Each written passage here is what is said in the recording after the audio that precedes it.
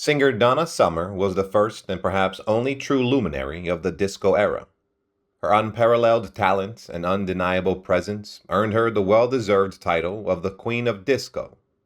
Unlike her peers, Donna possessed exceptional songwriting skills, a magnetic stage aura, and an uncanny ability to choose the perfect collaborators, which ultimately led to her enduring success. Donna, originally known as LaDonna Adrian Gaines, was born on December 31st, 1948, in the Mission Hill section of Boston. Growing up in a religious household, she found solace in singing in her church's gospel choir.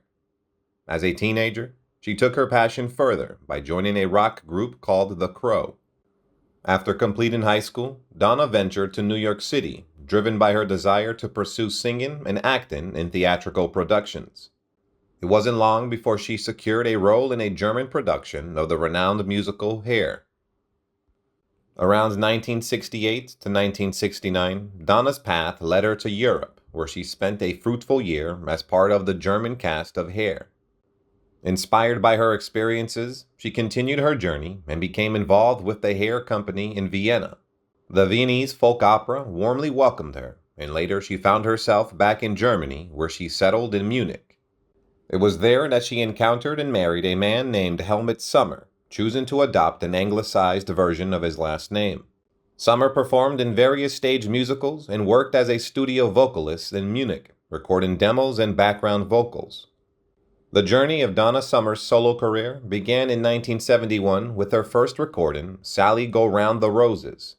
However, it wasn't until 1974 that she encountered the breakthrough she had been seeking. While working on a record for Three Dog Night, Donna crossed paths with producers and songwriters Giorgio Moroder and Pete Bellotte. Together, they collaborated on the single The Hostage, which achieved considerable success throughout Western Europe. As a result, Donna released her inaugural album, Lady of the Night, exclusively in Europe. The turning point came in 1975 when the trio embarked on the recording of Love to Love You, Baby. Inspired by the sensuous and evocative track Je t'aime moi non plus by Serge Gainsbourg and Jane Birkin, Donna's rendition of Love to Love You Baby incorporated explicit moans and groans, captivating listeners across Europe. The track caught the attention of Casablanca Records, leading to its release in America. The single version, spanning an impressive 17 minutes, became a chart-topping hit on the Billboard Club charts and reached the second position on the Hot 100. Following the success of Love to Love You Baby, albums became an essential platform for Donna Summer and her talented producers. In 1976, they presented Love Trilogy, a captivating album featuring a sidelong suite titled Try Me. This release showcased Moroder and Bellotte's growing expertise as arrangers, incorporating lush and sweeping strings into the music. Later that year, Donna unveiled 4 Seasons of Love, a concept album dedicated to each season, displaying her artistic versatility. The year 1977 witnessed the release of I Remember Yesterday, an album that experimented with various musical genres, further showcasing Donna's range and versatility as an artist. Contrary to its title, the album I Feel Love gave birth to the most groundbreaking single in the collaboration between Summer and Moroder. This monumental track defied the conventions of disco with its synthesized backing track, marking the first significant pop hit to embrace such innovation. Its sleek arrangement, devoid of excessive strings, and its driving, entrancing rhythm not only paved the way for numerous Eurodance imitators, but also laid the foundation for the techno revolution that would emerge in the 80s and 90s. I Feel Love climbed the charts and became Summer's second top 10 hit in the United States. Following this triumph, she presented Once Upon a Time, another concept album that reimagined the story of Cinderella for the disco era. Summer's albums continue to thrive, bolstered by her popularity in the vibrant dance club scene. Her ascent to becoming a prominent figure in pop music seemed inevitable. In 1978, her foray into acting in the disco-themed comedy Thank God It's Friday yielded yet another hit with Last Dance, which earned her a Grammy for Best Female Rhythm and Blues Vocal Performance. Capitalizing on her newfound exposure, Her double LP release, Live and More, reached a top spot on the charts, marking her first #1 album. The record comprised a mix of new studio tracks, including a disco-infused rendition of the psychedelic pop masterpiece MacArthur Park, which became her first #1 pop single in early the following year. The double LP, Bad Girls, released in 1979, featured a greater number of Summer's songwriting contributions. It soared straight to #1, propelled by the success of its seductive singles. The co-written Bad Girls and the rock-inspired Hot Stuff both topped the charts, making Summer the first female artist ever to achieve 3 #1 singles in the same calendar year. Adding to her list of accomplishments, her compilation album, On the Radio, also reached the pinnacle of the Billboard 200, marking the first time any artist had achieved #1 with 3 consecutive double LPs. The title track, a newly recorded song, became yet another hit, and Summer's duet with Barbra Streisand, No More Tears, Enough is Enough, secured her 4th #1 single. Reaching the pinnacle of her success, Donna Summer made a significant decision to part ways with Casablanca and became the inaugural artist signed to the newly established Geffen label. Sensing the decline of the disco era, Summer sought to adapt her style by incorporating more rhythm and blues and pop rock elements into her first Geffen album, The Wanderer, released in 1980. Both the album and its title track achieved success and garnered attention.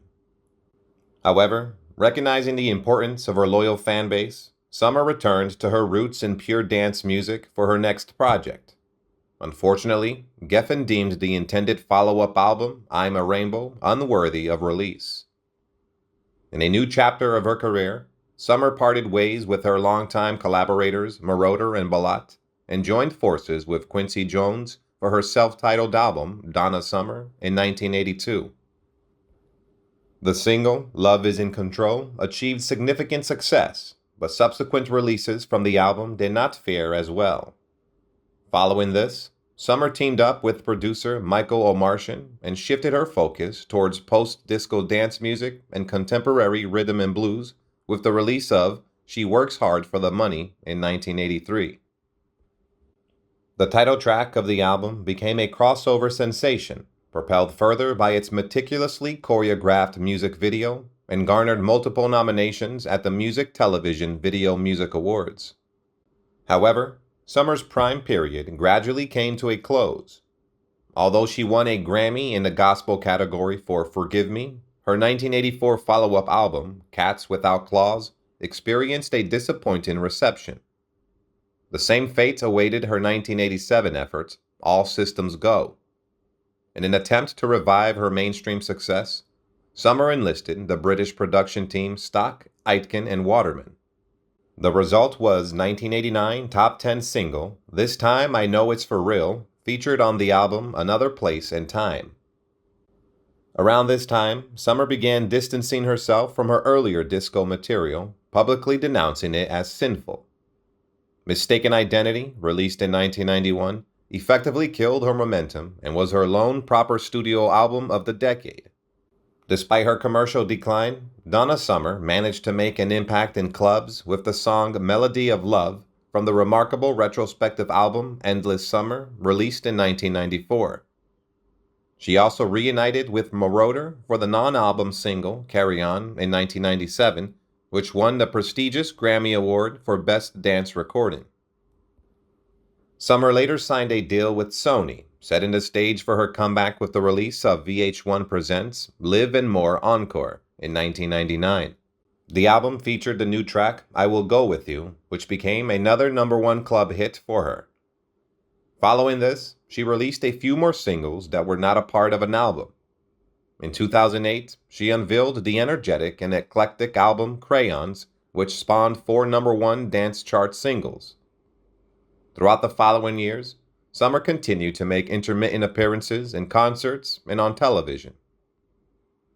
Tragically, after a battle with lung cancer, Donna Summer passed away at her home in Naples, Florida on May 17, 2012. In April of the following year, she was posthumously inducted into the prestigious Rock and Roll Hall of Fame, honoring her significant contributions to the music industry. Goodbye, and rest in peace, Queen of Disco, Donna Summer. Donna Summer.